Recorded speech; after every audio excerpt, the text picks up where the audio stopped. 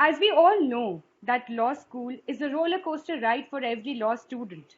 We all enter into the field of law with so many dreams in our eyes, go tooth and nail to enter into our dream colleges. But by the end of 10 long semesters, some of us still remain confused about our future. Since the struggle is real for every law student, especially in the age of so much of competition, Lawflu has taken an initiative to guide you through and remove all your confusions. Hello everyone, I am Apoorva Khurana, your moderator for today's session on maximizing one's potential in law school and possible career options after law degree. Today we have with us Mr. Pallab, who is a former student of National Law University, secured fifth rank in Odisha Judicial Services, went to London to complete his masters, and presently he is an assistant professor at Bennett University. Thank you so much for joining us today, sir. It is a pleasure to have you with us today. You're welcome, and I also thank you that um, you have invited me for this occasion, and I will give my best so that law students across India can benefit from this initiative that you have taken. Thank you so much, sir. I'm very sure. Sir, my first question to you is, you secured fifth rank in the Odisha Judicial Services and you worked as a judicial officer for several months. But what led you to leave such a prestigious job and go for higher studies abroad? Right. I mean, I think this question will never leave me. It is going to stay with me throughout. I mean, that's the irony of life. But it's a very important question because I believe that this question will answer a lot of queries that students have. Now, from the very beginning, I actually studied my LLB degree from ILS Law College, Pune. So I belong from a traditional university, and I've got this opportunity. One of my professor basically had given me an opportunity to teach or take a class in one of his lectures.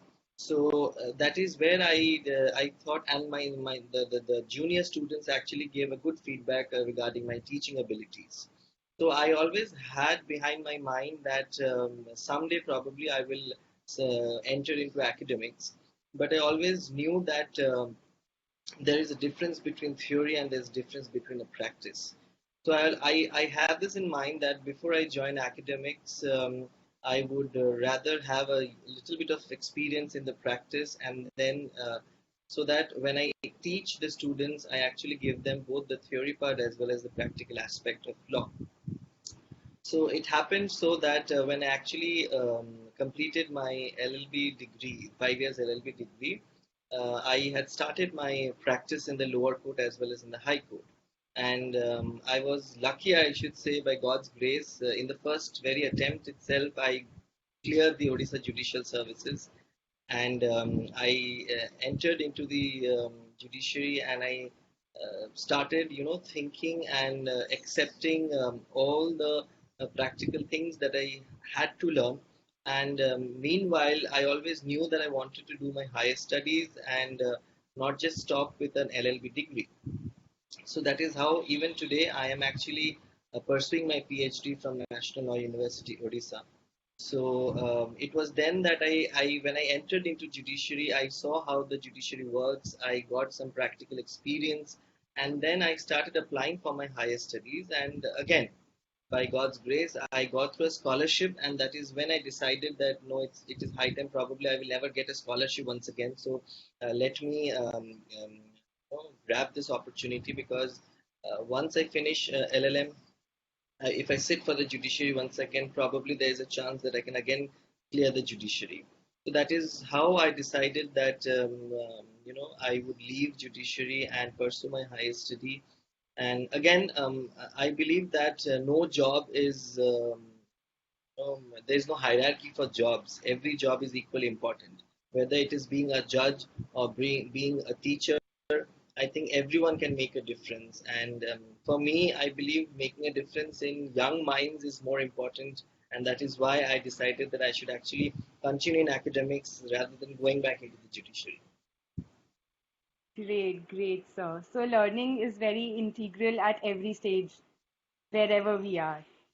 So Absolutely. moving on, My next question is for all those students who are confused about law.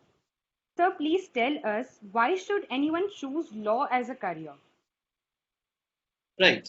Very pertinent question, because when I was in my 11th and 12th, I had to take a decision as to whether what should I do next.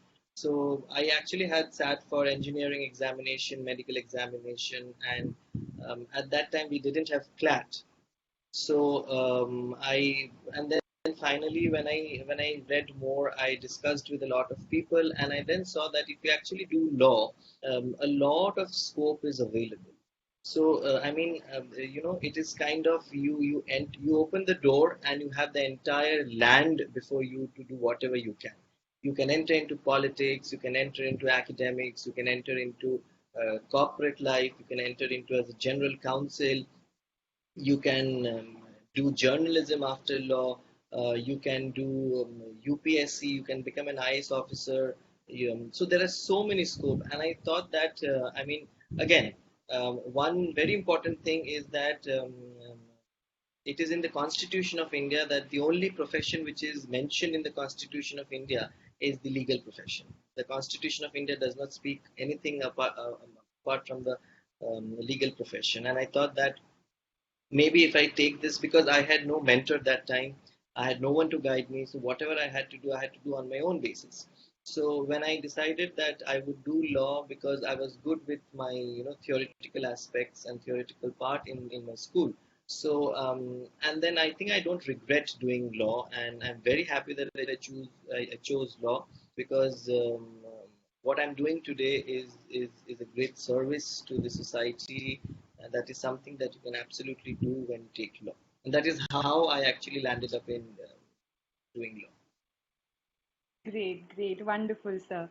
So, taking the same question ahead, after finishing law degree, what are the career opportunities available? Like you have already mentioned 4 to 5 points, but if you could tell in detail about it. Yes. I think there are more than 10 options that you find once you do law. And that is how I'm mentoring students these days. That what are the career opportunities once you finish your law degree? Now, the very first thing which everyone knows, that you can start your practice. So litigation is one career opportunity. Then you have law firms where you get a hold of both litigation as well as the corporate part. Then you have companies, big companies who hire you as the legal advisor. You have PSUs, public service corporations and companies like IOCL and others, those who hire you as a legal advisor. Very fascinating um, job profile. So you have litigation, you have law firm, then you have a legal advisor. You also become empaneled for different colleges and companies to be their advocates. So so empanelment as an advocate is also there. Then you have these days research is a very important part of law.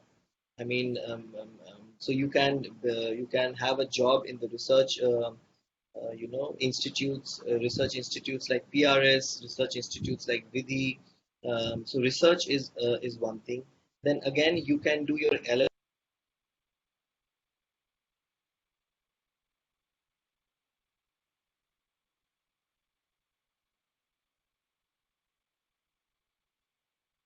who have dedicated columns for law writing. So legal journalism is something. Then these days, with the advancement of technology, you find a lot of legal startups that has started. So you can actually these legal startups are basically companies, those who are running courses, those who are running um, you know um, various webinars, various seminars. So that is where you can work. Then you also work for the legal startups for writing articles.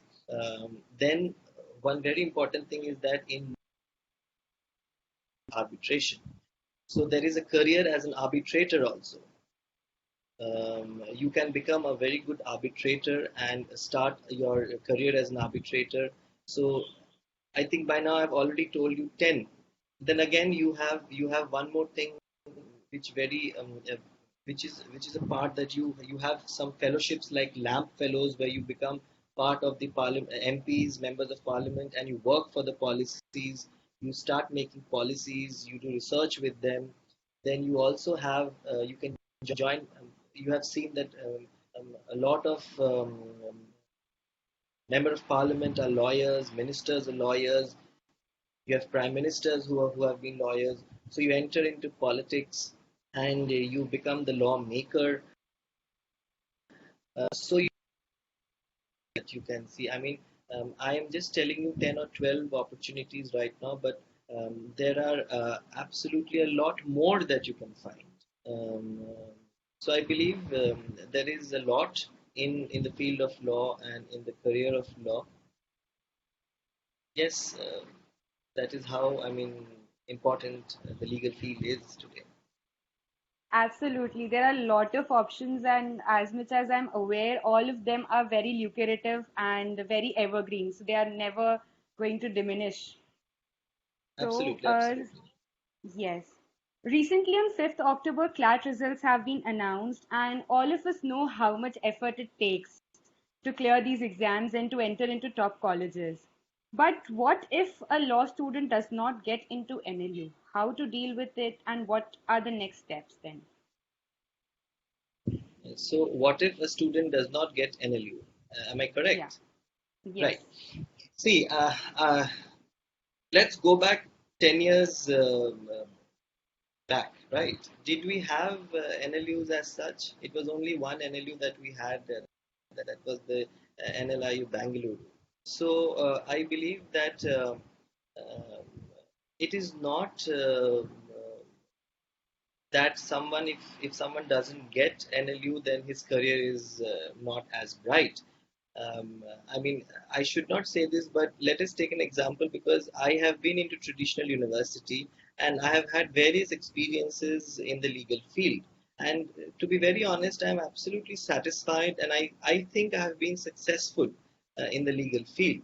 So there is nothing, I mean, someone who doesn't get admissions into NLUs, he should not get, upset or disappointed because there are universities like very good private universities, those who are actually doing absolutely brilliant in terms of their teaching, in terms of their foreign exchange programs.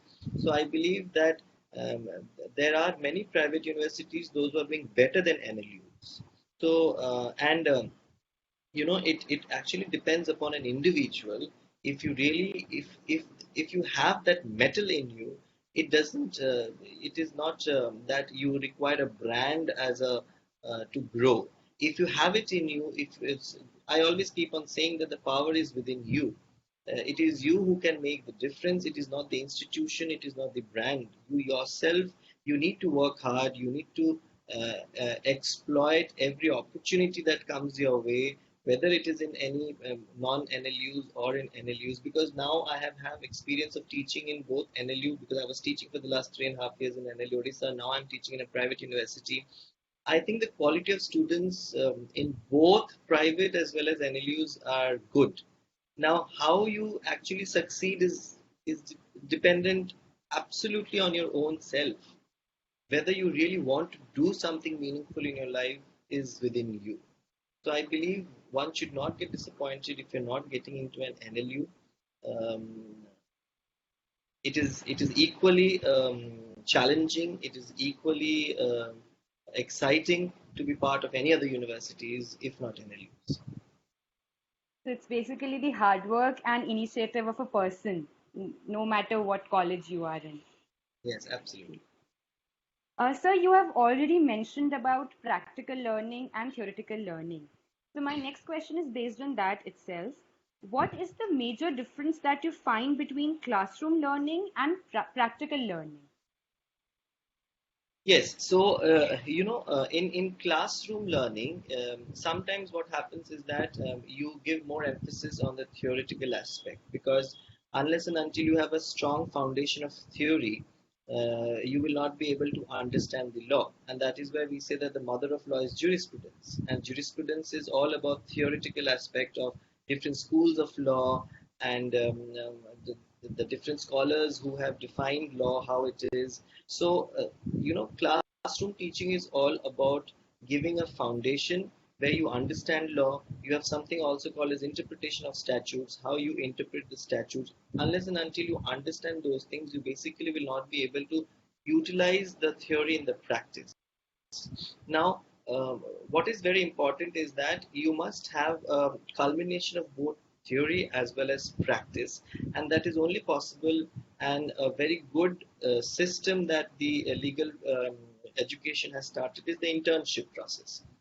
So you have 3 months of theoretical knowledge from the schools and the classroom, and then you know the law. And then when you go to practice, you basically start your drafting. The very first thing that I teach students is how to draft a legal opinion. So that is where you should start with your basics, how to draft a legal opinion. Unless and until you know how to write a legal opinion, you will not be able to use it in the practice. So classroom teaching is equally important to that of the practical experience or the training that you have. So for example, if you start practice, you don't know that if the nomenclature of the plaint that you have submitted to the court, if the nomenclature is wrong, then the court dismisses the entire plaint and then tells you that you have to rectify the nomenclature and then come back. Now, this is something that's the teacher can say only if the teacher has a practical experience. So I believe that is the difference between a class practical the training. The other example that I can give you is that sometimes when there are bail applications that comes into in the court, and you have similar bail applications, then we all know that judges look into the cases one by one. But sometimes what happens if you have and you know the case is almost similar, then the court will say that from the cause list number 1 to 10, all the bails are rejected, or from cause list number 1 to 10, all the bail application is accepted. So we don't know what cause list is unless we go to the practice, unless we go to internship, then we understand what cause list is and how a cause list is prepared. So you have the theoretical knowledge in the classroom and you have the practical experience when you go in the courtrooms or when you go in the law firms. And I believe that the classroom should be a combination of both theory as well as practice. So yeah, blend of both is extremely important, no doubt about it. Great. Sir, as we all know, a resume is something that creates a first impression in the mind of a placement panel. So how do we create a perfect resume for corporate law jobs? Okay, so there are basically, three types of resumes that I can talk about. One is an academic resume because I make my resume in academics. The second is a general resume, and the third is a skill-based resume. Now, when you apply to corporate jobs, they basically look into skill-based CVs. Why? So, for example, if you have done a lot of internship in arbitration and you would want to get a job in a law firm which expertises in arbitration. Now you actually you make your CV in such a manner which is skill based, so that you can show to the law firm that you actually have worked on arbitration. You actually have given a lot of importance. You have written papers. You have done your internships in arbitration law firms or in arbitration litigation practice. So skill-based CV is very much important if you are looking for a corporate job. Now, skill-based CV is something where you actually show that you have knowledge in 3 to 4 subjects, but your expertise is in 1 or 2 subjects. That is what is your skills, and you have honed your skills by giving yourself exposure to different law firms, by going to um, retired judges to do arbitration practice. You have written articles on arbitration. You have done moot courts on arbitration. You have attended summer schools in arbitration. So that is what is a skill based. And if you're actually you're sure that you want a corporate job, you actually move ahead from the very second year itself by to make a skill based CV. And again, I have been mentoring students, those who law schools, how to go about making the CVs, what are the things that they want to, in the law schools, and that is what I've been mentoring. And this is what is a skill-based CV, and skill-based CV is something that the law firms do. The second very important thing with regards to your CV is you can write n number of things in your CV, but when you sit in the interview board and when they question, if you do not know what is written in your CV and you're not able to answer, I believe you will not get a job. So CV is something which defines you. You must always write only those things which you're absolutely sure of. Even if it is a one-page CV, if you're absolutely confident about that one page, I can assure you you'll get a job rather than giving a three-page CV where you do not know much about the CV that you've written. Yes, so this is the Okay, so skill-based CV for corporate. so basically two important things to keep in mind. One is to focus on skills, and second is to write what you actually are and not something that you won't be able to answer to the panel. Correct, correct. So for elite students, there are plenty of opportunities. But for average students, they have to struggle and build their career, and we know it is an era of competition. So, sir, I would request you to kindly mentor them on this aspect. Uh, um, right. I mean, see, when you talk about the word elite, I do not know how you explain the word elite, because I believe everyone is elite and everyone is ordinary. So there is no difference between individuals. It is that some are lucky to be having some more privileges, some are not lucky to have a lot of privileges.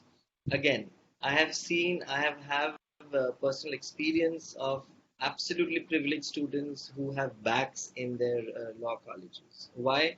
Because they think that they have a backup.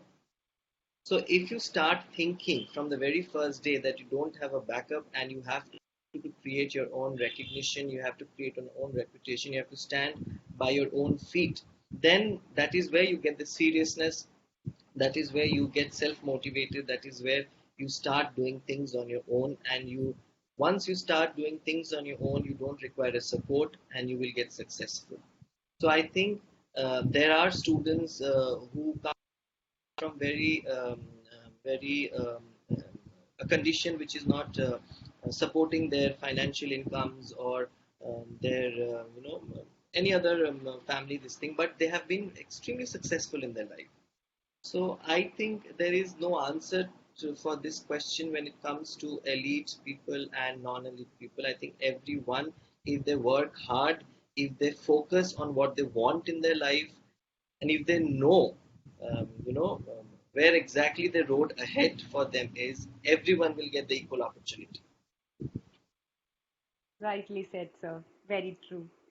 So, what if a student is confused in being a corporate lawyer or a practicing lawyer? If they are confused. Hmm. So I think I'm there to, ward off the confusion by mentoring them. That is one thing that I can say.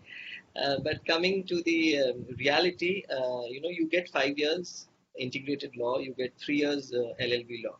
You have two occasions where you can do internship, summer break and the winter break. Utilize that in doing all kinds of internships, starting from research work to corporate law firms internship to going to the courts and doing practice under a senior advocate to maybe be a research assistant to an assistant professor so that you know how academics works. Maybe you go and work with a member of parliament, you work with a newspaper or an NGO. Now you have this 5 years and 3 years to churn the entire legal field that you have, and then you understand your nature, whether you want to work for 18 hours a day, whether you want to work for 8 hours a day, and then you figure out, no, this job is the right job for me because probably I need 4 hours a day to invest in my family. But someone who is ambitious, who knows that, no, I think I am a career eccentric person and I am ready to work for 18 hours a day, then you will know that, okay, law firm is something that suits you, or maybe practice is something that suits you. So utilize the college vacations in internships and understand what truly your nature is, and then you fit into that particular role and then go ahead. I would suggest that that is the only way out There is no other way out. Otherwise, what happens is that by the time it's fifth year, you really don't know what you want to do, and then you start becoming more confused, and then you end up doing nothing. True. So utilizing every opportunity, every summer and winter break is a must for every law student. Yes, yes. Sir, like you are a rank holder in the judicial examination. So, for all the aspirants who are willing to give a judicial entrance examination, what strategies will help them to attain the desired results? Right. So, again, it depends upon individual to individual. So, for example, I visualize and I remember. So my way of studying is that I read the book, I read the bare act, I write it down and make a personal note, and I read from the personal note so that I know that I visualized and I remember each and every section, each and every case law, and this is my way of studying.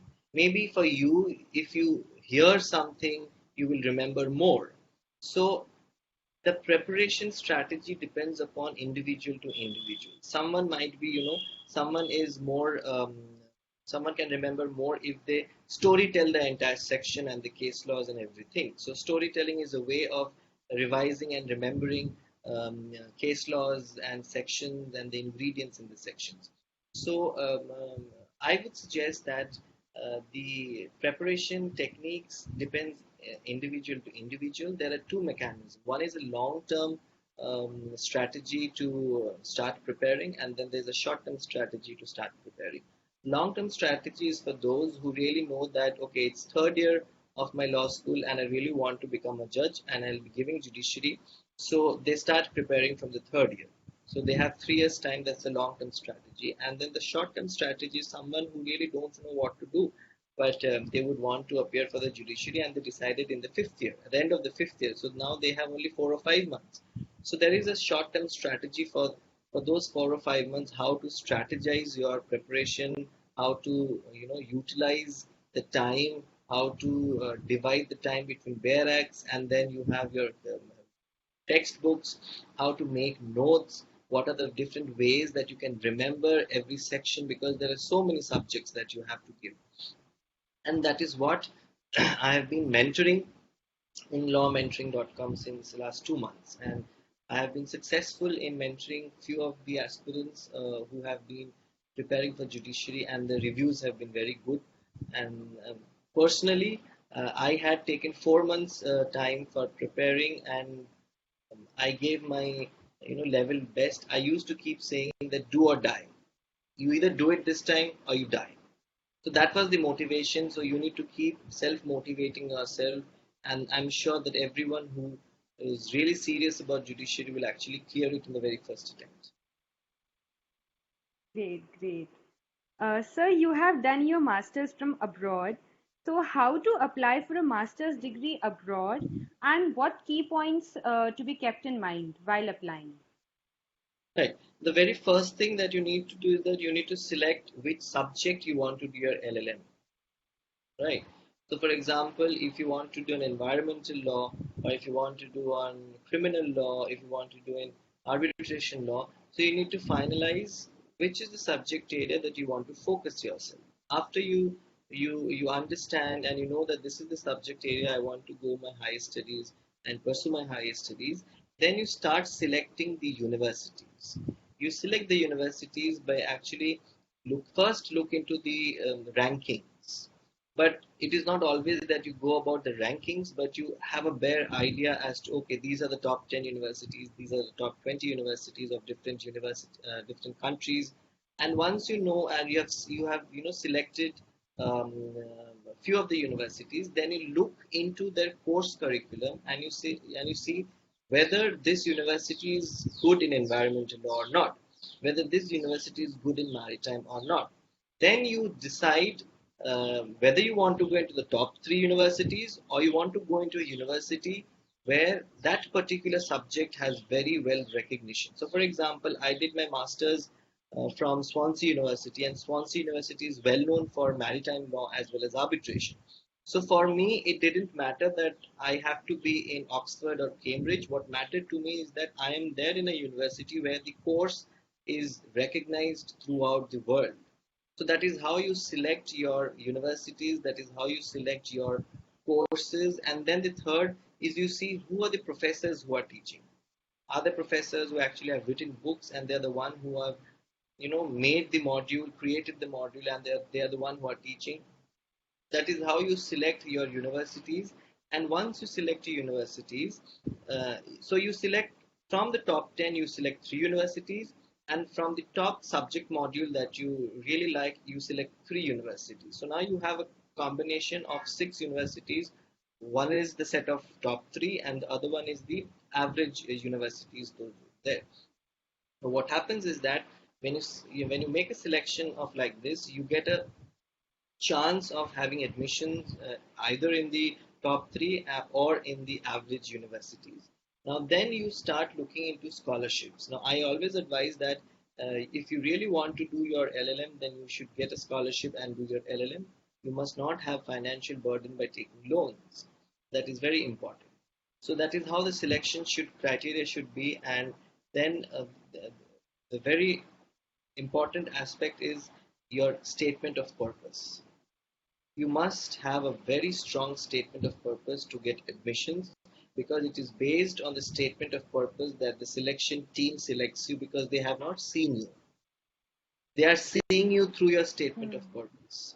So your statement of purpose actually speaks who as a person you are.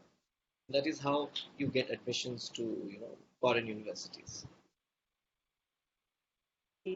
So you spoke about scholarship programs. So my next question is related to that only. Now there are a lot of scholarship programs which are available both in India also and in foreign universities as well. So how do we apply for such scholarship programs? Right. So, see, there are a set of internal scholarships and there are a set of external scholarship. When I say internal scholarship, that means the university where you're applying, they have their own scholarship programs, and automatically once you apply, you are eligible to, get the scholarship based upon your statement of purpose and based upon the rankings that you have. Now, that is solely depend upon the university that you're applying. The external scholarships are the important scholarships like Rhodes Scholarship, Gates Scholarship, or you have the Tata Dorabji Scholarships, or you have the Narottam Sheikh Sharia Scholarships, or you have the Inlak Sivdasani Scholarships, you have the Shevning Scholarship, you have the Goa Trust Fund Scholarship.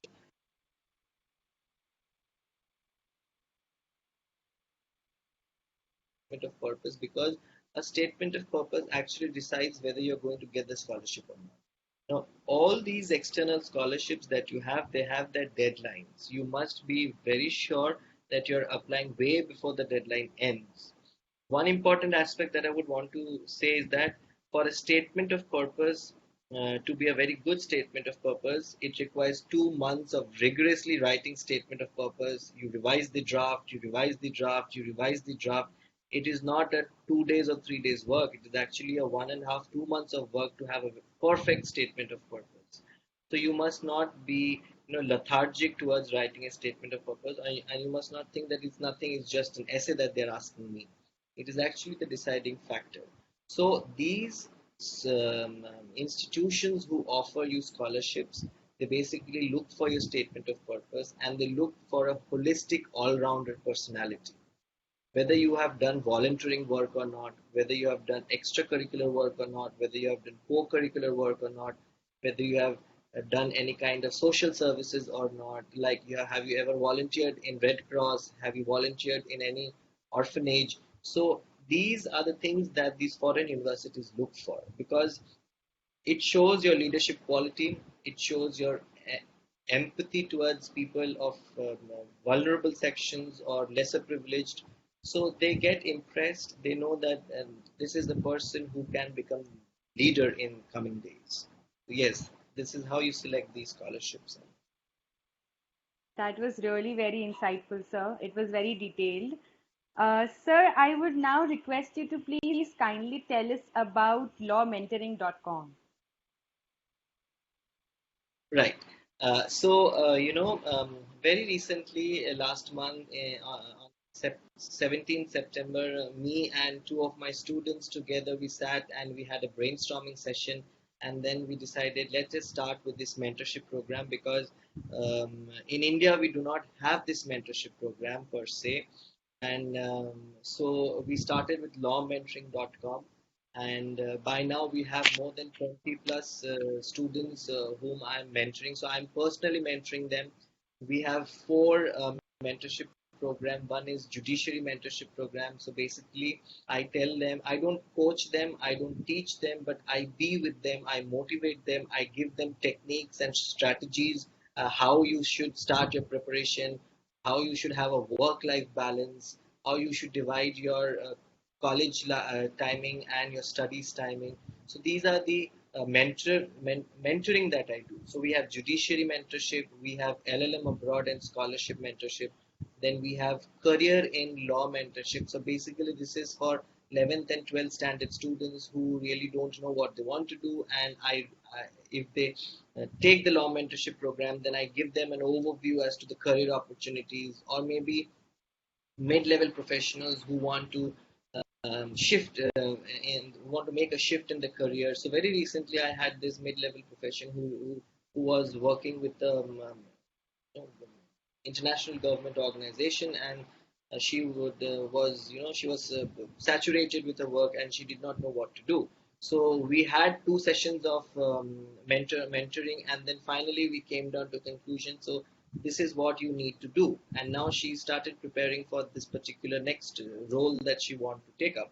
So this is what is a career in law for 11th 12th as well as mid professionals. And then finally we have law school mentorship. In the law school mentorship, basically first years, second years, who really don't know how to start about working, how to make their CVs, whether moot court is important or not, whether publication is important or not, whether summer school is important or not, where to find the information for these summer schools or for these internships, and publication houses. So these are the things that I mentored them. And I also have one student who, for the first 2 years, did not do anything, had nothing to write in the CV. And the third year, he found out about this law mentoring, and now in 2 months' time, he has at least 1.5 pages to write in his CV. So I personally mentor everyone, and it is session wise, and I have a very minimum charges for it, very economical, pocket friendly. You can visit my website, although I am honorary, but this is the charges that is there is just to maintain the yearly websites, and the people I hire, who work for us. So that is very bare minimum, 250, 300 rupees for each session. So it's bare minimum. I mean, you actually spend 600 rupees in Inox for a movie. You can actually give this. And so this is what is law mentoring. And I hope that law mentoring, I am able to mentor as many law students in India in coming years. Absolutely, sir. It's actually a very good initiative. And thank you so much, sir, for such an enlightening session and for such an insightful information that you have shared with us. Lawflu wishes you all the very best for lawmentoring.com, and we wish you achieve great heights with this wonderful initiative of yours. And it was a pleasure having you with us today, sir. Thank you so much to be there with us today. So thank you everybody for patiently listening to us. This is Apoorva Khurana signing off from the session today. Stay tuned with us at lawflu.com for more interesting videos, certificate courses, blogs, and much more information. Thank you everybody. Stay safe. You're welcome.